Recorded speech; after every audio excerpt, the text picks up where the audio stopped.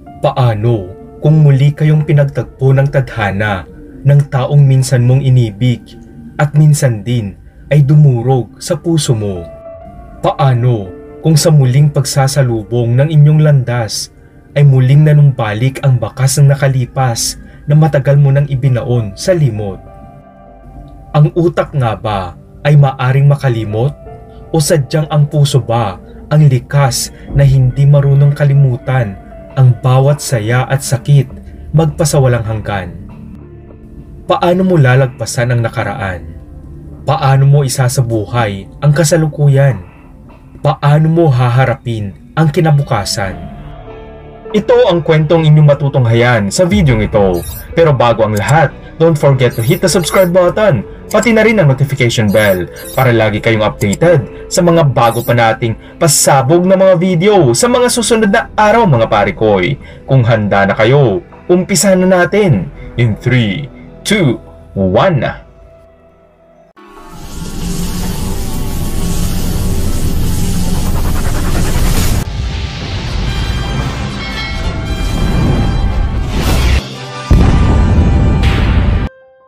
Matapos ang madilim na bahagi ng buhay nito dahil sa ginawang pagdurog ng matapobreng abogada sa puso niya, ay iginugol ni Aristotle ang kanyang panahon at oras sa pagpapabuti at pagpapayabong ng kanyang buhay. Bagamat hindi nakalimutan ng binata ang pait na sinapit nito, ay pinili ni Aristotle na gamitin ang lahat ng sakit na iyon upang lalo niyang pahalagahan ang kanyang sarili at mahalin ang kanyang buong pagkatao. Isang araw ay pumasok si Aristotle sa kanyang trabaho na handang-handa at buong-buo dahil batid nito na mapapasabak siya sa isang matinding duelo at walang balak ang ngayon ay mas palaban ng binata na matalo sa bakbakan na ito laban sa isang tao na minsan ay tinapakan at nihirakan na ang kanyang pagkatao. Makalipas ang ilang oras ng matinding bakbakan, tagisan ng talino, labanan ng prinsipyo, dignidad at kredibilidad upang ipaglaban at isiwalat ang katotohanan sa loob at labas ng korte, ay isang malaking tagumpay ang bitbit ni Aristotle sa kanyang paglabas sa hukumang iyon. "Excuse me, Aris?" Malakas na wika ng isang babae, sabay hawak sa balikat ng binata bilang tanda na nais niya itong huminto sa kanyang paglalakad. "Yes? Hi, Attorney Martina Villaruz. Did you just call me Aris? Well, as you heard earlier, I am Attorney Aristotle Bloomfields. But, as far as I remember, nobody has ever called me Aris yet. Except you, just now. I prefer people to call me by my name. Is there anything that I can do for you, attorney?" Kalmado pero simpatikong tugon ni Aristotle. "Oh, yeah, of course. I know. You are Attorney Aristotle Bloomfields. Yes, definitely you are not Aris. It can't be, and never will be, of course. Sorry, my bad."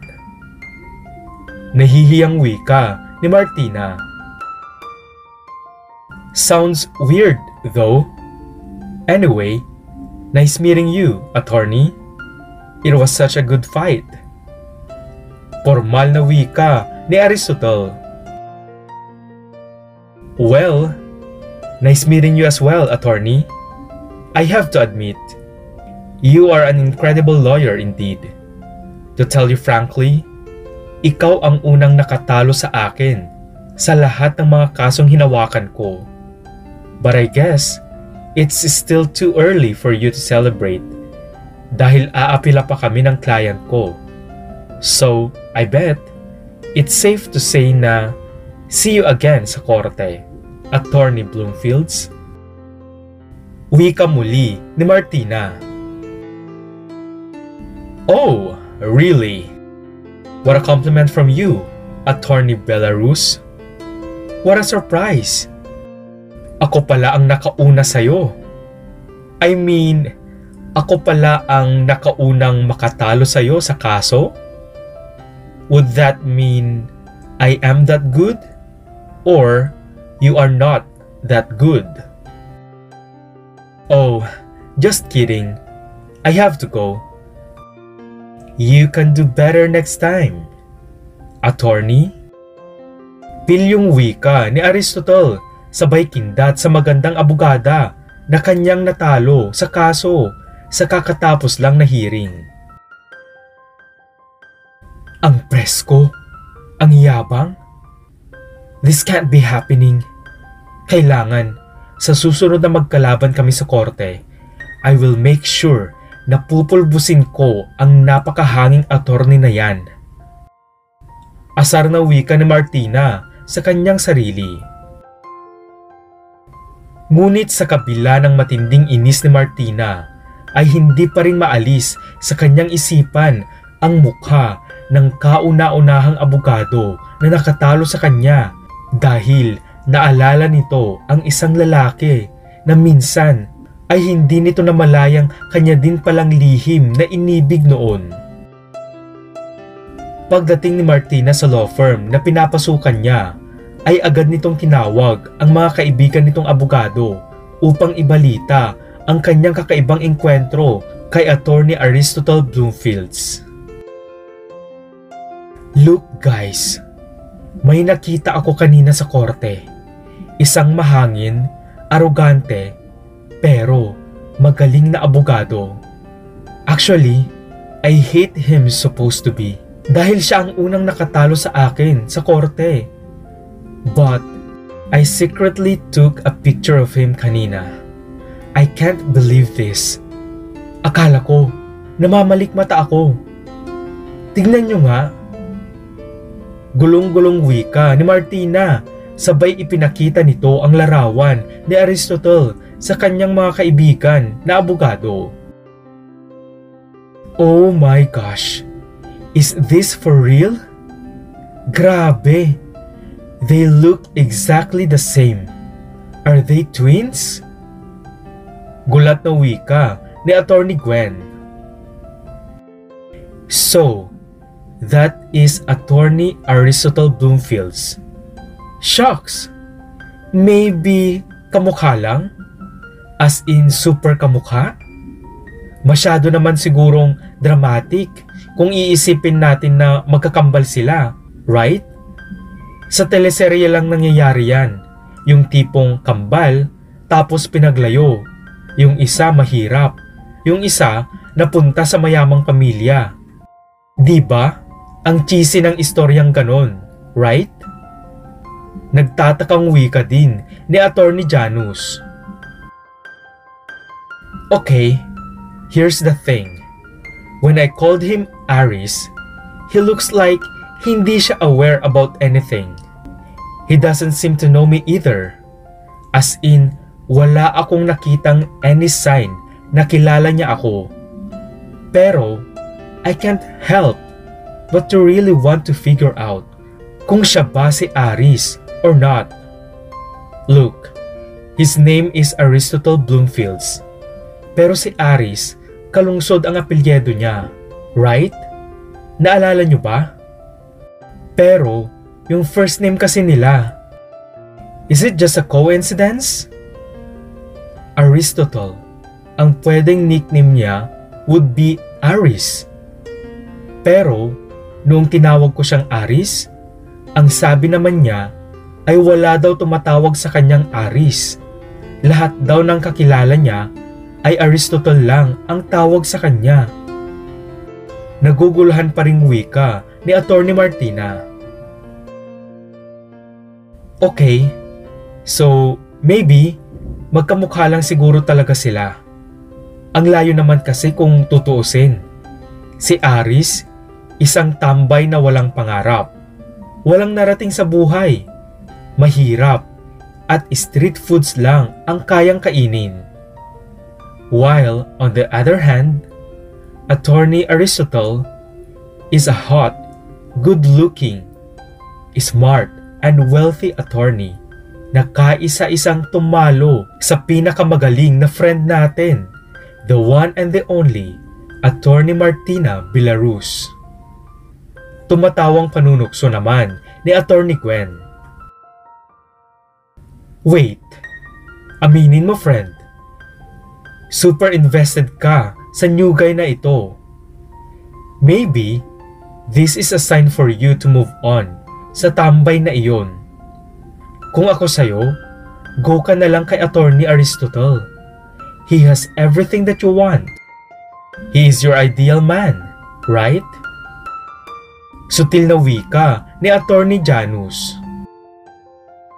Kaso, masyadong mahangin at atrebido. Pero, guess what? Ang bango niya guys. Super fresh, even his breath. I think, I like him na. Ang weird nga eh. Dapat, super galit ako sa kanya. Kasi, siya ang sumira sa reputasyon ko bilang undefeated attorney. But, every time that I think about him, I feel so obsessed with him. Alam nyo ba guys? I was so distracted kanina sa korte every time he speaks. Kaya nga siguro ako natalo dahil kinuha niya yung focus at attention ko eh. Nakangiting wika ni Martina. Kinabukasan, dahil sa dami ng kanyang iniisip sa trabaho, ay mainit na naman ang ulo ni Attorney Martina. At gaya ng dati, ang kawawang sekretarya na naman niya ang napagbuntunan nito ng kanyang katoksikan sa buhay. Sa lobby ng law firm ay walang habas na pinagmumura na naman ni Martina ang sekretarya niya dahil lang na-delay ng dating ang pinadeliver nitong lunch ng matapobreng abogada.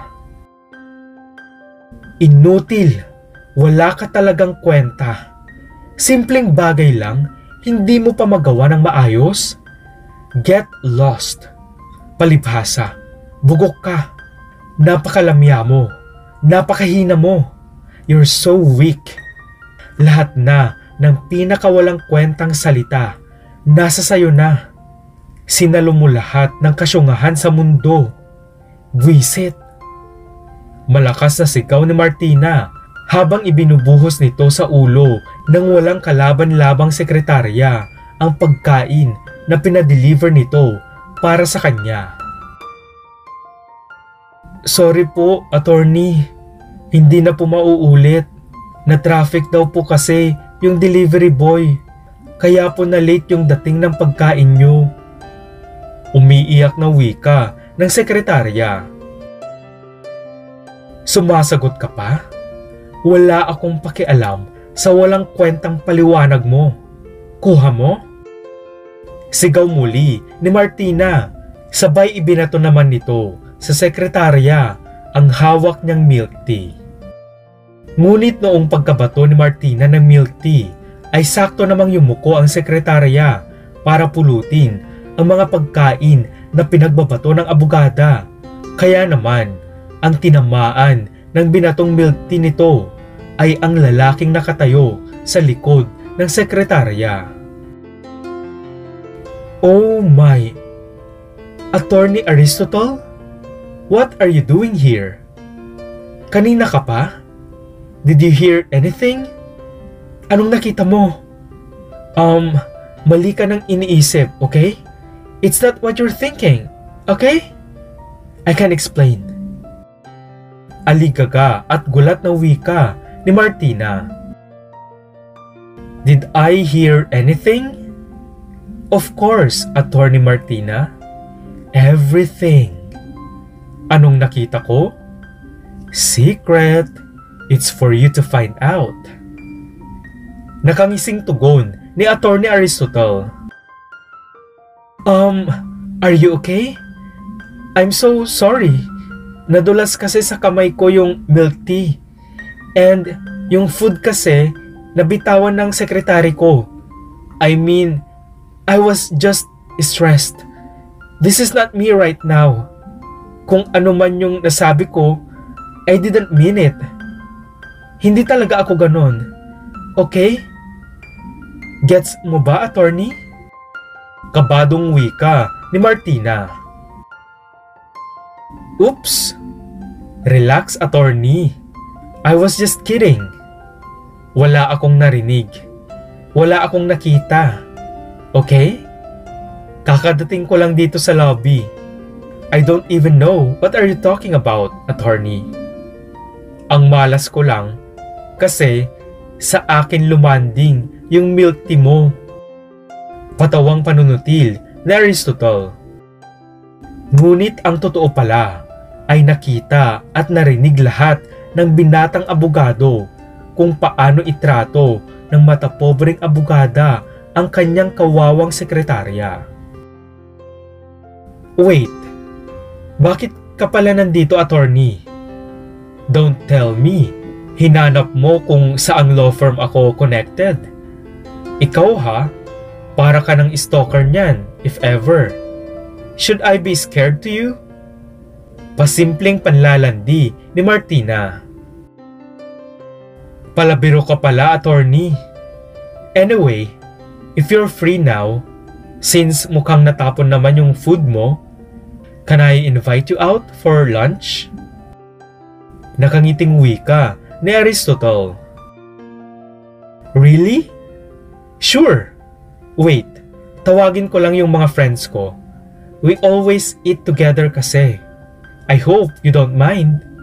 Lawyers din sila dito sa firm. Kilig na wika ni Martina.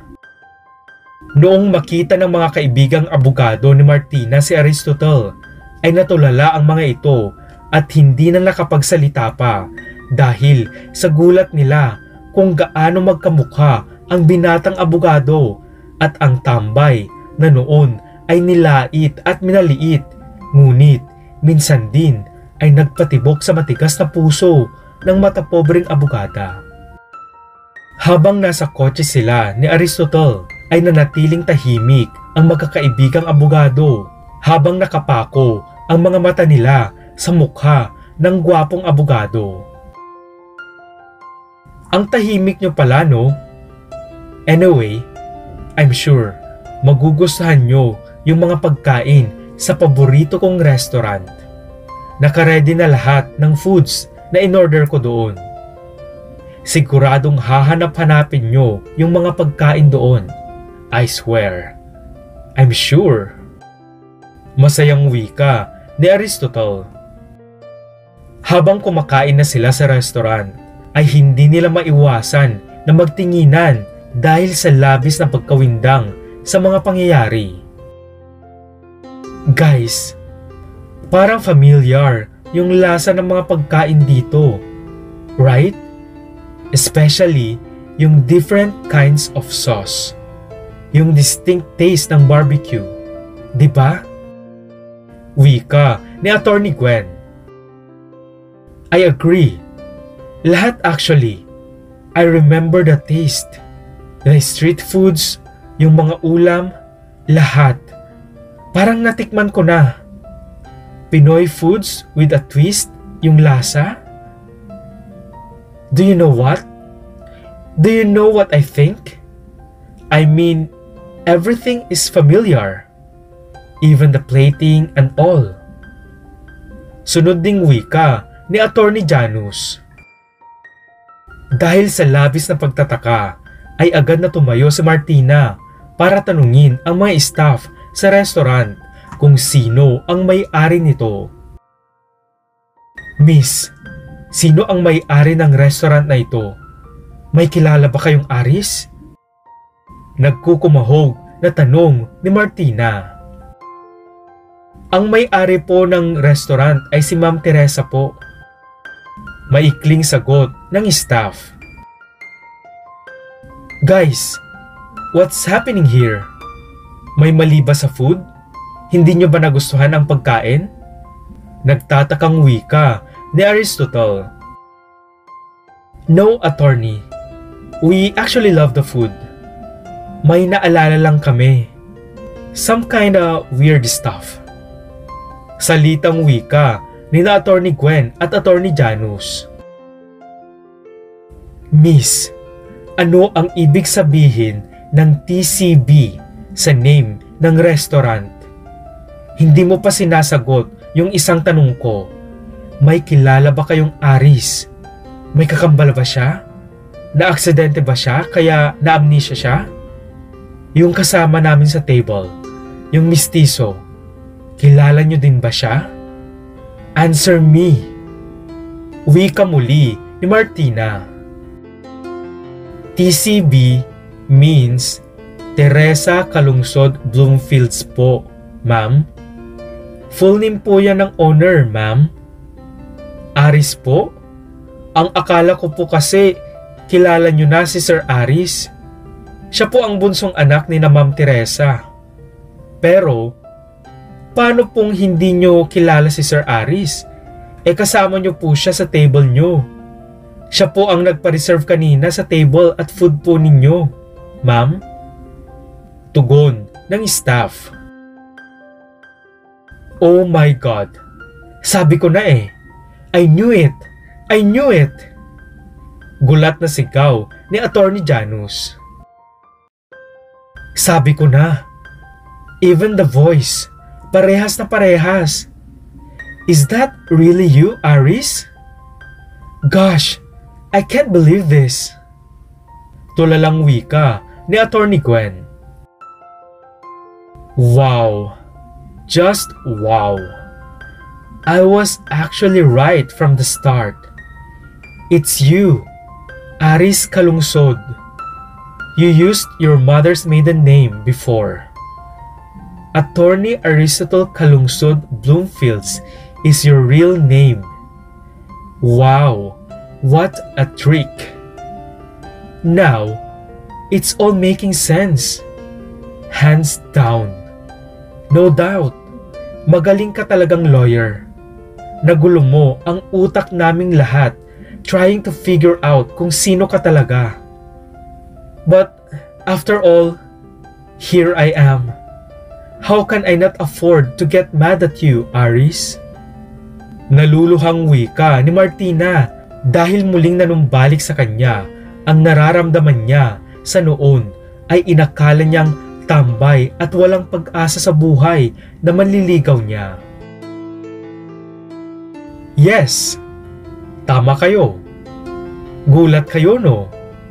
That explains kung bakit ganon yung mga pagkain na nireregalo ko noon sa iyo, Martina. Dito yon galing sa restaurant ng nanay ko. Her very own unique recipes. Yung kotse na sinakyan ko noon, na sinabi niyong nirentahan ko, sa akin talaga yun. Yung dalawang kasama ko noon, na sinabi niyong mga kakutsaba kong mga alipores at manggagancho, one of them is my personal driver, and the other one is my bodyguard. Ginamit ko noon yung maiden name ng mother ko to introduce myself. Para tunog Pinoy na Pinoy.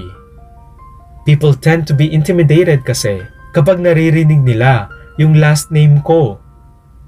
Yes, sa amin yung Bloomfields residence, being managed by my dad and my kuya.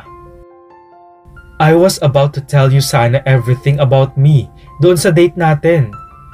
Kaso, inunahan nyo ng panlalait, pangmamaliit, at panghahamak nyo sa akin dahil akala nyo tambay at hold-upper ako. Diba?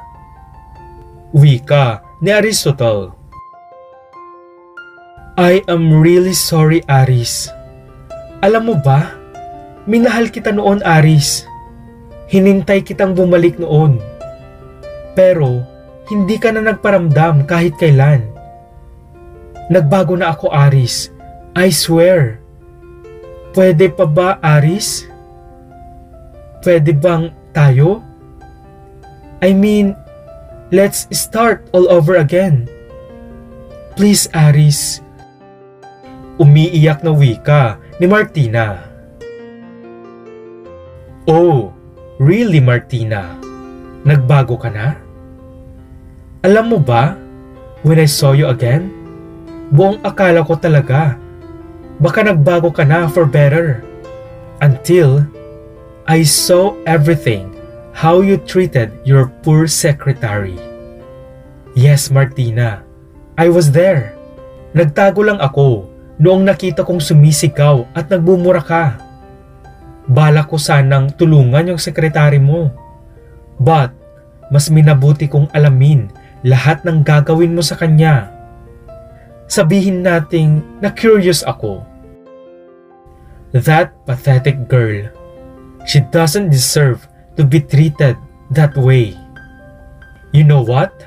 Noong tinawag mo yung mga kaibigan mo na kagaya mong maitim ang budhi, kinausap ko yung sekretary mo.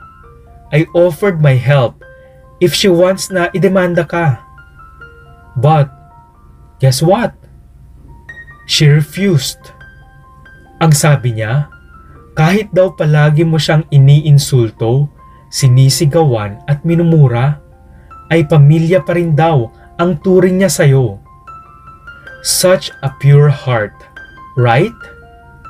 Mabuti pa siya. May puso. Ikaw, mukhang wala ka ng pag-asang magbago. Attorney? Once again, Martina, I am so disappointed to you. You failed in my class again and again. Once a mata pobre, always a mata pobre. Kuha mo, attorney? Wika ni Aristotle, sabay tuluyan na itong umalis at iniwan ang mata pobreng abogada na luhaan at sising-sisi sa muli nitong sinayang na pagkakataon na sana ay tuluyan ng makapiling ang nag-iisang lalaki na bumihag at nagpatibok sa matigas nitong puso. Sa pangalawang pagkakataon ay muli na namang winasak ni Martina ang puso ni Aris dahil sa likas na magaspang nitong pag-uugali. Ngunit sa pangalawang pagkakataon din ay muli ding winasak ni Aris ang pangarap ni Martina na sana ay makapiling na niya ang natatanging tao na nagpalambot sa buo nitong pagkatao, ang lalaking tanging minahal niya. Ngunit ayaw sa taong mata pobre at magaspang ang ugali. Si Aris Calungsod, also known as Attorney Aristotle Calungsod Bloomfields. Salamat muli mga pare koy. Kung nagustuhan nyo ang video ito, ay wag na kayong mahiya na magbigay ng isang like. At kung bago ka lang sa aking channel, don't forget to hit the subscribe button, pati na rin ang notification bell para lagi kayong updated sa mga bago pa nating pasabog na mga video sa mga susunod na araw mga pare koy. Hanggang sa muli, salamat!